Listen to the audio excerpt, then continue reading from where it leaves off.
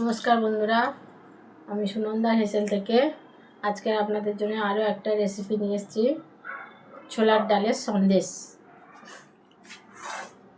নিয়ে নিয়েছি। প্রথমে ছোলার ডাল, এটা আমি সারা রাত ভিজিয়ে দিয়েছিলাম। তারপরে ডালটাকে আমি প্রেসারে 4টে সিটি দিয়ে সিদ্ধ করে রেখে দিয়েছি। আর নিয়ে নিয়েছি 1 লিটার দুধ, এটাকে আমি ভালো করে জাল করে নিয়েছি, আরও খানিকটা জাল করব। গ্যাসটা জ্বালিয়ে দিয়েছি, কড়া বসিয়ে দিলাম। একটা দুধটা ঢেলে দেব। এই দুধটা আরও কিছুটা জাল করব। আমি নিয়ে নিয়েছি কিছুটা নারকেল কোড়া, এটাকে আমি পেস্ট করে নেব। আর এই সিদ্ধ ছোলার ডালটাও পেস্ট করে নেব। এটাতে কিছুটা দুধ দিয়ে, জল না দিয়ে দুধ দিয়ে পেস্ট করে নেব।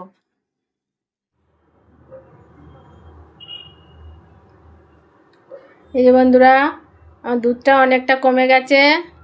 আমি দিয়ে দেবো 1 বাটি চিনি, দিয়ে আরও কিছুক্ষণ আমি এটা জাল করে নেব। আমি কিছুক্ষণ নাড়াচাড়া করে নিয়েছি। দুধটা অনেকটা কমে এসেছে। এবার এতে আমি যে ডালটা বেটে রেখেছিলাম সেটা দিয়ে দিচ্ছি। তা দিয়ে ভালো করে মিশিয়ে নেব।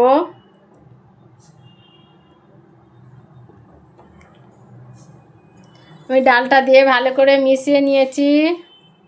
এবার আমি যে নারকেলটা বেটে রেখেছিলাম সেটা দিয়ে দিলাম। আবারও আমি ভালো করে মিশিয়ে নেব। নিয়ে এইভাবে আমি আস্তে আস্তে নাড়াচাড়া করব। এরকমভাবে নাড়াচাড়া করে আস্তে আস্তে দুধটাকে কমিয়ে নেব আমি।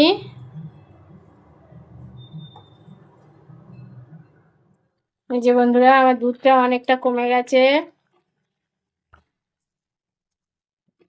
এবার আমি 4টে এলাচ গুঁড়ো করে রেখেছিলাম দিয়ে দিলাম।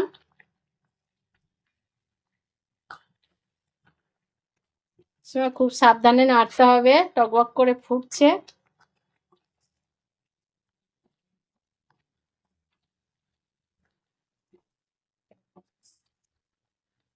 আরও কিছুক্ষণ আমি এটা গাঢ় করে নেব। এই যে বন্ধুরা, আমি নেড়েচেড়ে অনেকটা কমিয়ে নিয়েছি।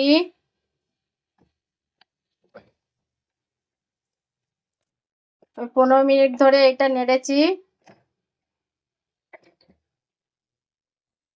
তাই হয়ে এসেছে। আমার সন্দেশের পাকটা হয়ে গেছে। যখন দেখবেন কড়া থেকে ছেড়ে যাচ্ছে এরকমভাবে, তখন বুঝবেন যে এটা হয়ে গেছে। আমি এবারে সন্দেশগুলো বানিয়ে নেব। আমি সন্দেশগুলো বানানোর জন্যে একটা ছাপা নিয়ে নিয়েছি, 5টা নিয়ে নিয়েছি। একটু ঘি বাটিতে করে এগুলো এই ছাপাতে লাগিয়ে নেব ভালো করে।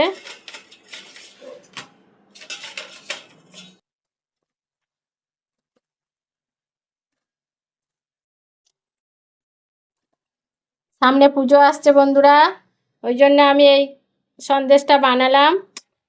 আপনারা বাড়িতে একবার বানিয়ে দেখবেন। আমি হাতে একটু ঘি মাখিয়ে নিলাম।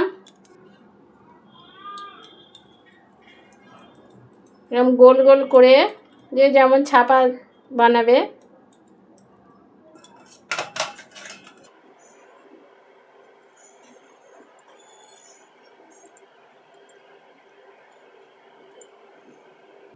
আমি একটা শঙ্খ বানালাম। এই যে বন্ধুরা, আমি এরমভাবে সবগুলো বানিয়ে নেব। এই যে বন্ধুরা, আমার ছোলা ডালের সন্দেশ রেডি হয়ে গেছে। আপনারা এরমভাবে একবার বাড়িতে বানিয়ে খাবেন। যদি ভালো লাগে আমাকে কমেন্ট করবেন, আমার চ্যানেলটা সাবস্ক্রাইব করবেন, আমার পাশে থাকবেন। আপনারা ভালো থাকবেন, সুস্থ থাকবেন। আমি নতুন কোনো ভিডিও নিয়ে আপনাদের সামনে উপস্থিত হব। নমস্কার।